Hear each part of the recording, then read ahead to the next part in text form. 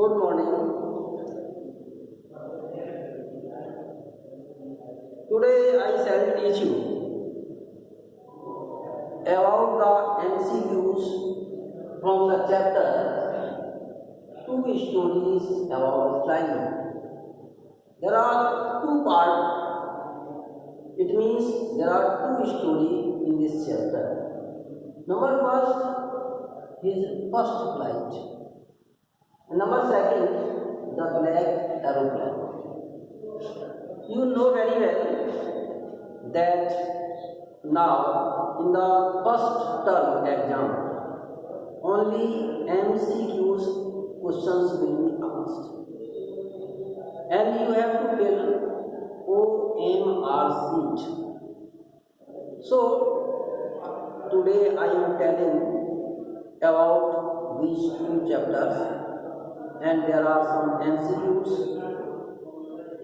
and one PDF has been sent by me to you about this chapter.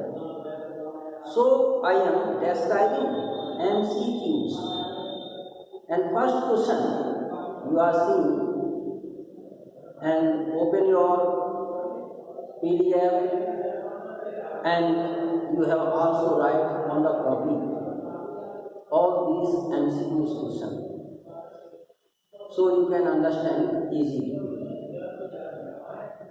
First question is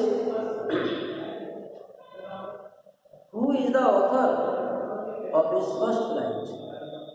In first flight the author who is author? There are four names. If you read this chapter, you will find that Lion O. Flaherty is the author of this chapter, not other persons. And according to this, the second question is also from the second part. Who is the author of Black Aeroplane? यानी black aeroplane जो part second है उसका author कौन है, लेखक कौन है? And there are also given four names. First is Lion O. Flaherty and second is Frederick Forsyth. And Frederick Forsyth is the author of the second chapter or second part. Now you can see the third question. Here is asked the lesson his first flight is about A. यानी जो lesson है his first flight यह किसके बारे में है? आपको option दिए गए हैं कि पायलट के बारे में है, सीगल के बारे में है, पैरट के बारे में है या पिजन के बारे में। तो आप अच्छी तरीके से जानते हैं कि ये जो चैप्टर है इस फर्स्ट फ्लाइट, तो ये सीगल पक्षी के बारे में यानी जो समुद्री पक्षी है उसके बारे में डिस्कशन है। और पायलट तो इसमें है नहीं, पायलट है ब्लैक एरोप्लेन में यानी सेकंड पार्ट। अब आगे आता है आपका फोर्थ क्वेश्चन। इसमें पूछा गया है why was he afraid to fly, यानी वह उड़ने से भयभीत क्यों था? वह मीन्स द सीगल बर्ड यानी वह समुद्री पक्षी। तो इसमें ऑप्शन दे रखे हैं four. He was a coward, वह डर था। He was afraid his wings will not support him, वह भयभीत था कि उसके पंख हैं उसको सपोर्ट नहीं करेंगे। नंबर सी ऑप्शन दे रखा है he was afraid that everyone would जज हिम, वह भयभीत था कि ये कोई उसे जज करेगा या देखेगा। और डी में दे रखा है बोथ 1 and 2 यानी पहला और दूसरा। तो मेरे हिसाब से जो सीगल पक्षी है वह कावड़ है, कायर था और वह यह भी डरता था कि उसके जो पंख हैं सपोर्ट नहीं कर पाएंगे। तो यहाँ पर इसमें ऑप्शन बनता है डी, है ना। अब अगला क्वेश्चन है, when did his parents threaten him with if he did not move away? उसके माता पिता ने क्या धमकी दी यदि वह नहीं उड़ा, यदि वह नहीं उड़ेगा तो उसके माता पिता ने उसे कुछ थ्रेटन दी थी, धमकी दी थी। अब इसमें ऑप्शन दे रखे हैं, you can see, to never talk, तो उससे कभी बात नहीं करेंगे, टू पनिश, उसे दंडित करेंगे, टू स्टार्व, उसे भूखों मारने देंगे, टू एवर्टन थिंग, या उसका त्याग कर देंगे। तो इसका मतलब है कि उसके माता पिता ने उससे कहा था कि हम तुम्हें भूखों मार देंगे या तुम नहीं बोलोगे। तो ऑप्शन बनता है इसमें सी। अब आगे देखिएगा, क्वेश्चन नंबर 6 है, what were his parents teaching his brothers and sisters. अब यहाँ पर देखिए, teaching his brothers and sister, केवल सिस्टर वन है, इसमें एस रॉन्ग छप गया है। तो आप देखेंगे, to perfect the art of line, यानी वह कुरान की कलामों से निपुण कर रहेंगे उन्हें। टू स्किल द वेव्स, या वेव पर स्किल करना सिखा देंगे, या टू डाइव द फिश, या फिश के लिए डाइव करना सिखा रहे थे, या वेव बनाना सिखा रहे थे, या ऑल ऑफ द एबव, जो ऊपर सभी दे रखे हैं वो सभी सिखा रहे थे। बिल्कुल सही बात है, उसके माता पिता उन्हें कुरान की कलामें परफेक्ट कर रहे थे, और जो वेव्स होती हैं उनमें कैसे आगे खिसका जाए, चला जाए, वो सिखा रहे थे, गोता लगाना भी सिखा। अब इसलिए इसमें आना चाहिए आपका और होता है, यानी पूरा सिखा। अब अगला है आपका जो नेक्स्ट क्वेश्चन है, it is question number 7, the side of blank है मेकिंग, यानी किस चीज के दृश्य ने उसे पागल कर दिया। हिज ब्रदर्स क्राइम, उसने अपने भाइयों को उड़ते हुए देख लिया, इससे वो पागल हो गया था। His siblings enjoying without him, या उसके जो साथी थे या भाई बहन थे बिना उनके आनंद ले रहे थे, इसलिए वो पागल हो गया था। या फूड, या भोजन के कारण, या ऑल ऑफ द अबव, या पूरे जो बताए गए उनके आधार पर। तो उसमें क्या था कि वह भोजन के दृश्य से पागल, क्योंकि उसे भोजन मिला नहीं था, पागल मतलब उसे देने नहीं आ रहे थे भोजन। अगला क्वेश्चन है, what urged him to make his first flight, यानी उसकी फर्स्ट फ्लाइट पूर्ण करवाने के लिए उससे क्या मांग की गई, यानी क्या अर्ज की गई। तो इसमें दे रखा है hunger, side of fish, courage, both first and second. देखिए हंगर ये बात सही है, उसे भूख नहीं दिया गया। साइड ऑफ फिश, उसे मछली का भी दृश्य उसने देखा, उससे वो लालायित हुआ। करेज, सांस उसने खाई नहीं, सांस होगा उड़ जाता, तो बोथ आएगा, both one and second, D वाला करेक्ट। ऐसे अगला क्वेश्चन है,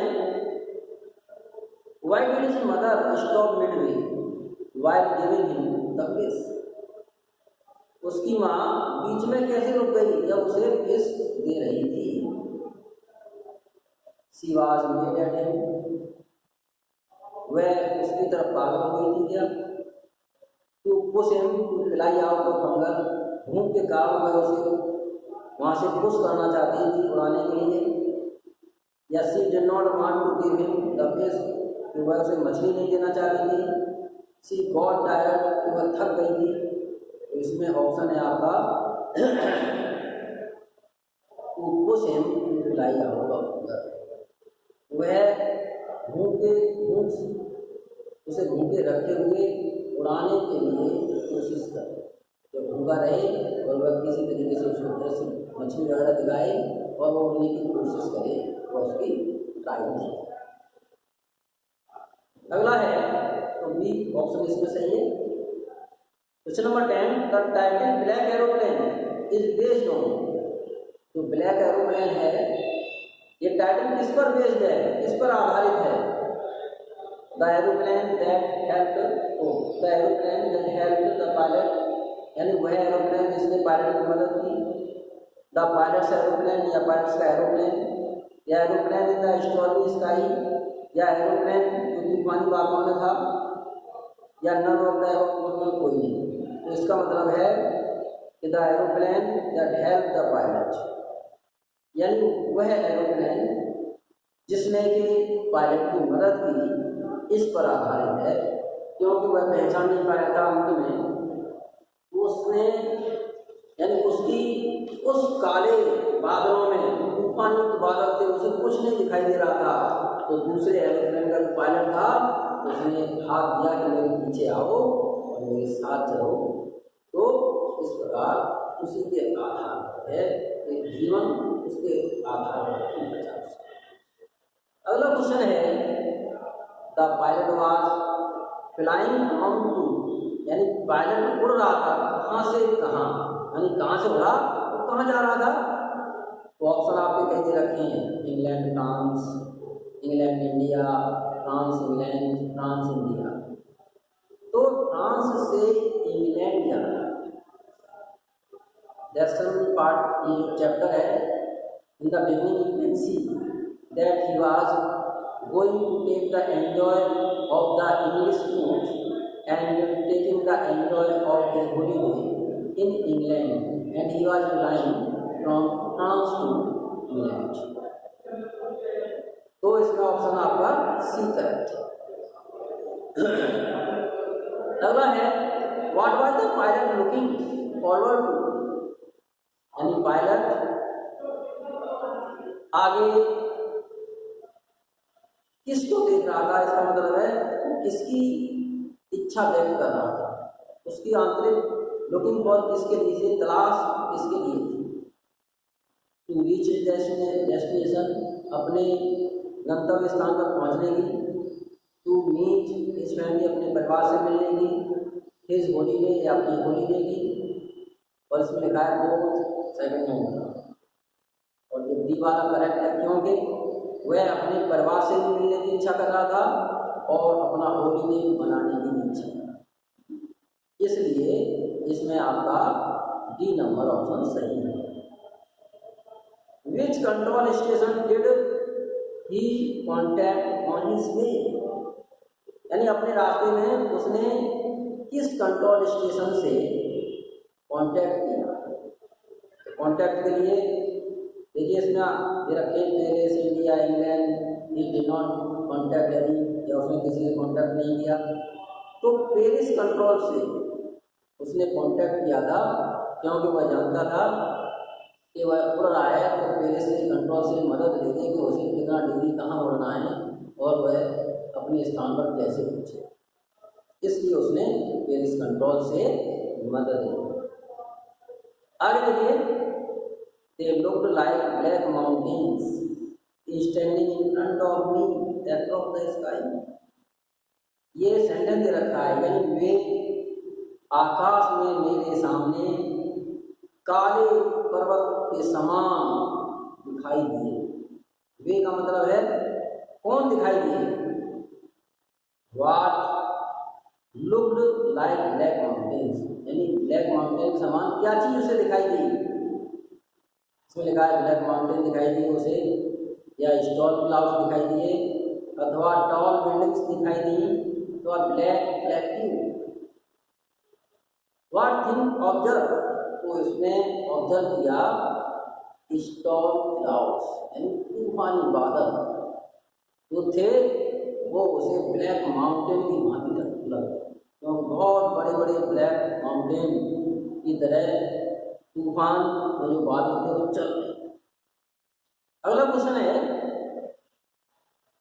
what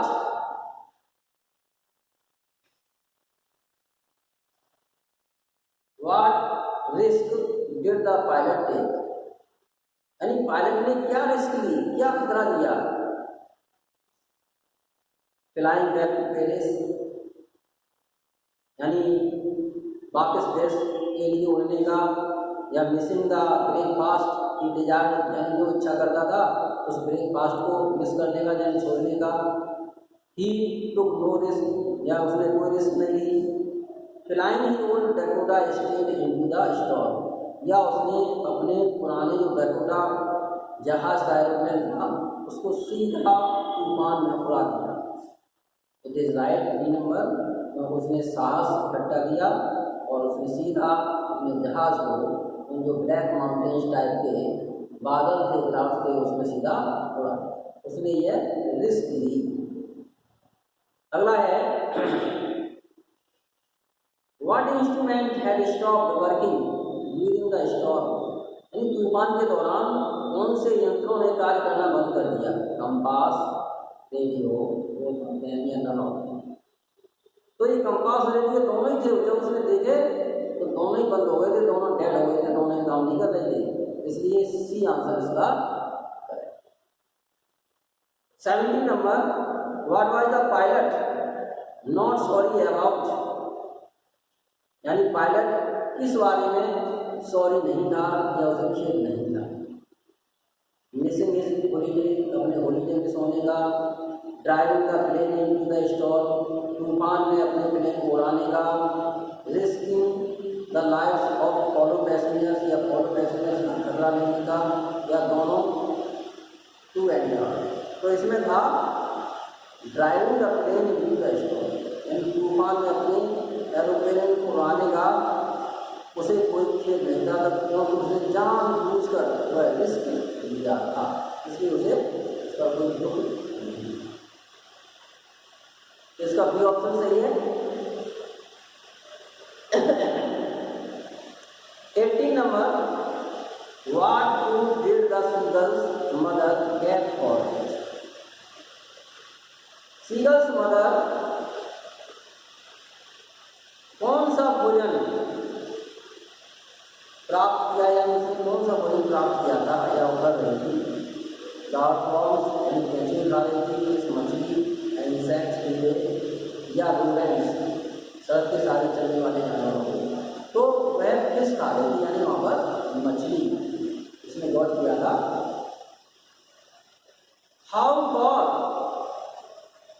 was the narrator from Paris when he saw dark clouds in the sky, narrator Paris से कितनी दूर था जब उसने आकाश में काले बादलों को देखा, घनघोर बादलों को देखा। तो आपने जब पढ़ा हुआ चैप्टर तो उसमें बताया था कि वह उड़कर 150 किलोमीटर उड़ चुके, 150 किलोमीटर दूर था पेरिस से, आगे निकल गया। Which of the pilots instruments stopped working first, यानी पायलट के कौन से इंस्ट्रूमेंट ने पहले कार्य करना बंद कर दिया। कंपास ने पहले कार्य करना बंद कर दिया था। Thank you so much and I shall tell you the next 25 question on next day. Thank you so much to you.